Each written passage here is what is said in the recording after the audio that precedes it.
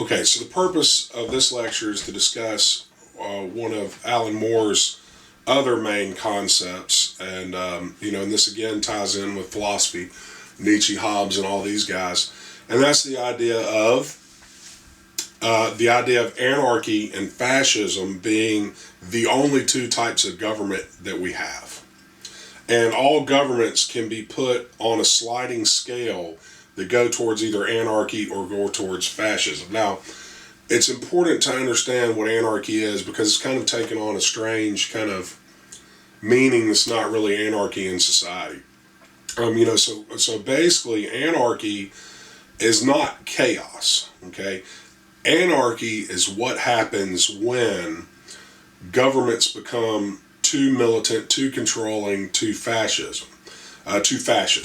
And what you have is not chaos, but it's essentially a kind of a lack of order that springs from forced order and control.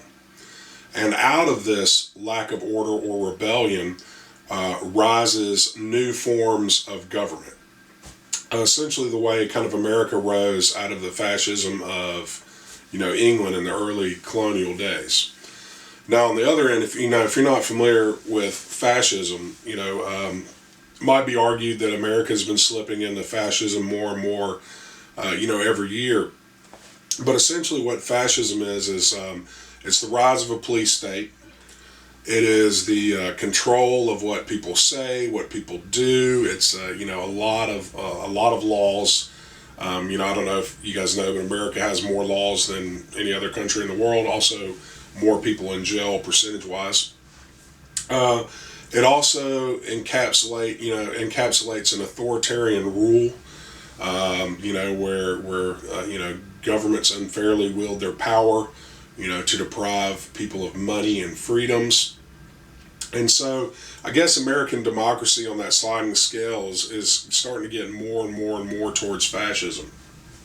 And so, in V for Vendetta, what you're going to see is Adam Susan, and in the movie's called Adam Sutler. And by the way, the movie is nothing like the book. So if you're depending on watching the movie to get through this thing, good luck. But Adam Susan is, definitely on the end of fascism. And whereas, V is over there on the end of the Ubermensch, he's on the end of anarchy. What's going to be needed to create some kind of new ideal, government, which is what Eve is going to end up doing. So, I'm going to talk about them for a second. If you'll notice, there's all kinds of connections in this book. And anytime that V is talking to Lady Liberty, Lady Justice, and Lady Anarchy, and he's talking about having these affairs with them, and Adam Susan is talking to Fate, and V is talking to Evie. Basically, they're outlining their ideas of what fascism and what anarchy is. Now, we get that through Adam Susan through his discussions with the computer Fate. Now, the computer Fate is funny because Alan Moore, it's funny how science fiction predicts the future. The computer Fate is what Adam Susan is married to. Adam Susan is I guess what you would consider a kind of a Republican conservative, but an English version of that, a very conservative party member. He's a virgin. He is literally married to the computer system Fate, and what it does is it is tied into all the speakers, all the banks, all the computers, everywhere, all the phones, surveillance systems everywhere in England. And it records everything that we see and do, and it predicts how we're going to behave. And this is how Adam Susan is able to rise to power and also able to control the people. Now, our own government has, a system that we use like this. Was supposed to be used to, to counter terrorism, and that was part of what Edward Snowden, when he defected from the NSA and went to China and went to Russia, and he released this information to the people. That was one of his main concerns, is that our own American government was going to start using this predictive capability on the people to control us. And so those are interesting documentaries if you feel interested in that. But what happens is Adam Susan is married to that idea. Now you also see something similar with Ozymandias. Adrian Veidt uses the same kind of predictive capability, but his own mind does it. It's more organic. But we'll get to that later.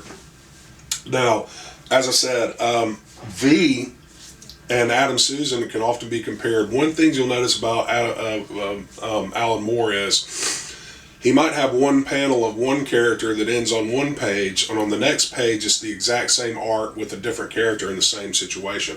Like when Adam Susan has his hands on the computer Fate, and then V is playing a song in V for Vendetta, and has his fingers on the keyboards.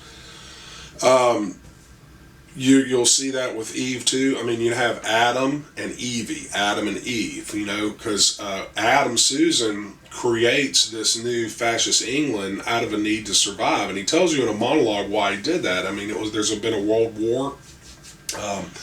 Africa no longer exists. It's a burning cinder.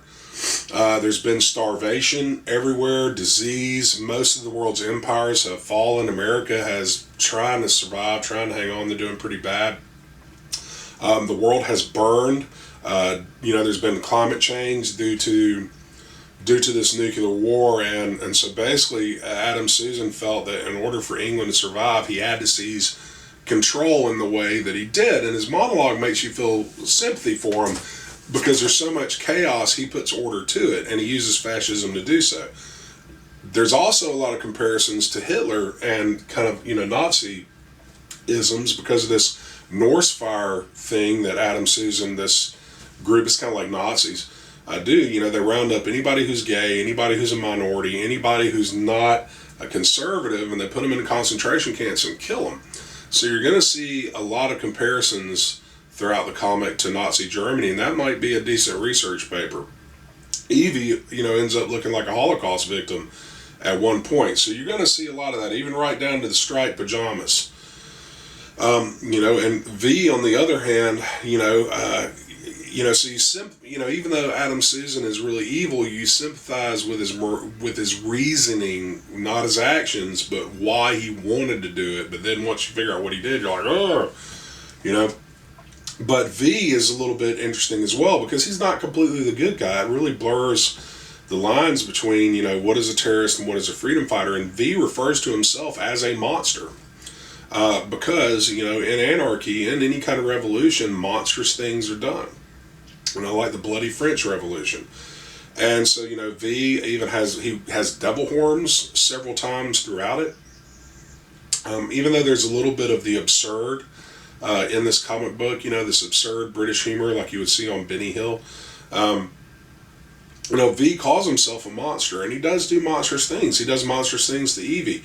Unlike the movie, in this comic, his, killing of these men causes, consequences to women. The widows of the men he killed, Rose ends up, becoming a prostitute in order to survive, and she ultimately assassinates Adam Susan and ends up being probably tortured to death in jail. We know she's tortured. We assume she's probably going to die in jail. He takes Evie and he abandons her. Then he puts her through like a fake torture camp type thing. And it's all in order to make her, the kind of the new philosophy or new ideal that's going to, kind of like Eve given life in the Bible it's going to, she's going to be the one to create this new England, and she takes V's place.